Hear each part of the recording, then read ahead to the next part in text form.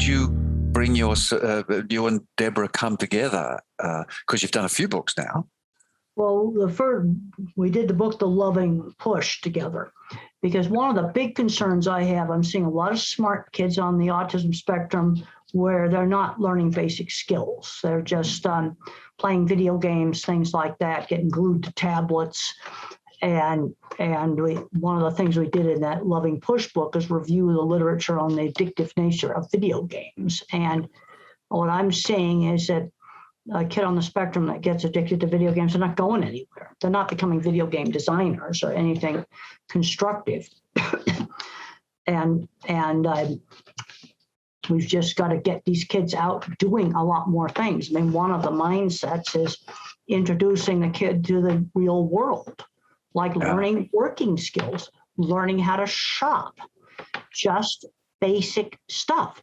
The other big problem we have with autism is when the kids get older, you're going all the way from Elon Musk, who recently disclosed that he has autism. It's Ashley Vance's book about Elon Musk. And 6 years ago when it came out, I stuck some Post-it notes into the pages where it described where I thought he was autistic.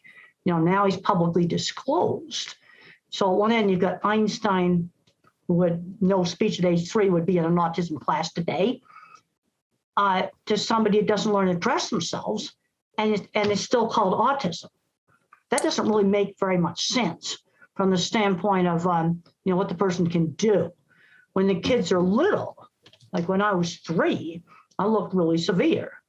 You see, you do early therapy, and then they kind of go into 3 groups: a fully verbal, no intellectual impairment. Then you have a mid-range group, and then you have some that are nonverbal. But the thing about some of the nonverbals is they actually have some kind of a locked-in syndrome where they've learned to type independently. They have scrambled sensations, and they can't control their movements. You've got books like Tita Bunkapatahe, How Can I Talk if My Lips Don't Move? And The Reason I Jump by Noki, the Japanese boy. And there's a sequel to that book that's even better because Noki is older, has more insight. It's interesting because there was a very, very interesting aspect to what was a fairly sort of action-packed film called The Accountant.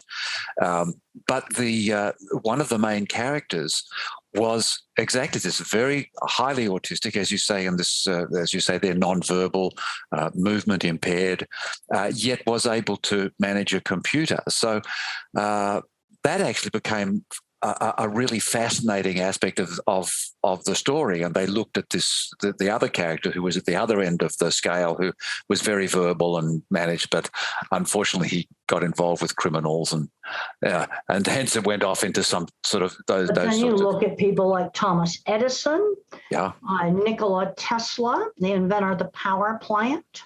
Yeah, Michelangelo was probably autistic. Now, what enabled these individuals to do something good, like great art or invent all kinds of things? One of the things is early exposure to the profession. Michelangelo was exposed to great art in all the churches, and he was exposed to the stone cutting tools that he'd need to make his sculptures with. Thomas Edison had a mentor who taught him how to be a telegraph operator. He was selling newspapers really young. Again, getting exposed to getting out there and making things. And Elon Musk was an entrepreneur at a very young age. He didn't get addicted to video games. He wanted to sell them and make them. Now, the thing that's interesting at Elon Musk, and I looked up the video games that he would have played based on his age. They were the old Mario Plumber things that just weren't very addictive. Another thing that was different about those video games is they broke all the time. And you get what's called blue screen of death. But the blue screen of death's all full of code. And then the kids who get interested in that code, I call that computers showing their guts. They don't. But exposure again. I mean, that's a really interesting thing. That there was this cultural aspect of saying, "Oh, well, these kids have got some problem. Let's take them away from exposure." And of course, exposure enriched environments. I mean, that's just a standard. But I want to expose them to stuff that can turn into worthwhile, good careers, not a bunch of bad stuff. I was brought up in the 50s where we lived by Roy Rogers rules for living. Those are some really good rules. Roy Rogers was a famous cowboy. Yeah. And he had some really good rules for living. You can look them up. And that's how I was brought up. Wonderful. The importance of being a good person.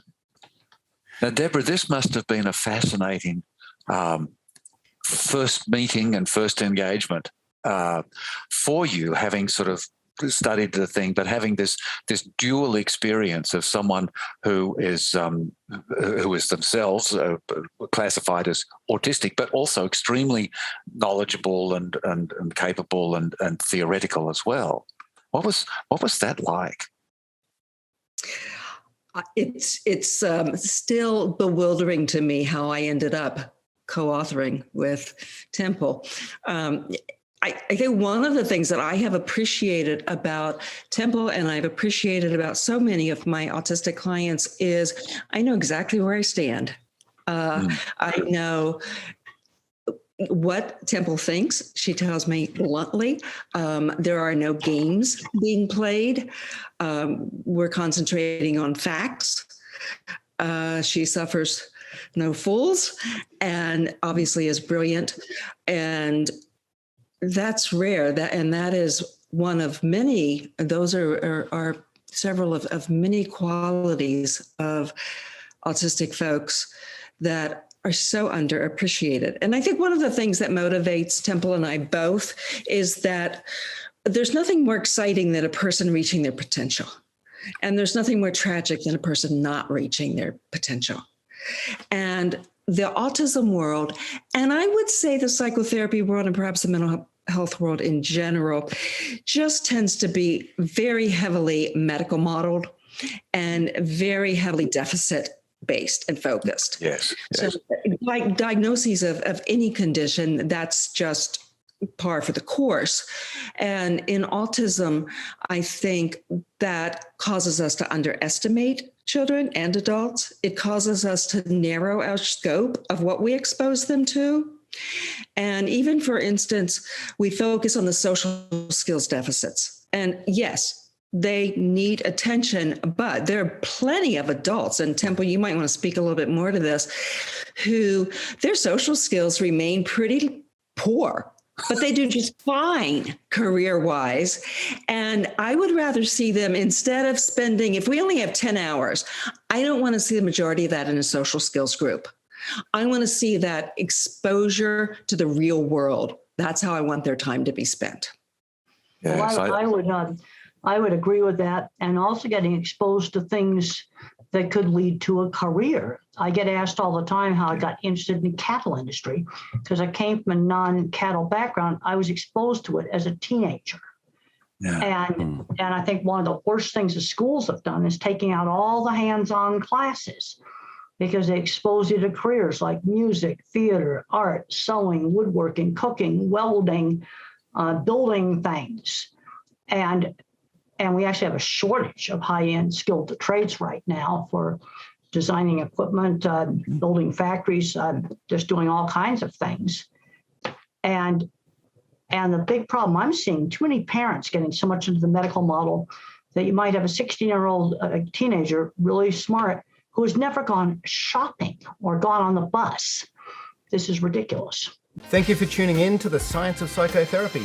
Please like this video, subscribe to our channel, and hit that bell so that we can reach more people and bring you more Science of Psychotherapy. And if you're a mental health professional, check us out at thescienceofpsychotherapy.com.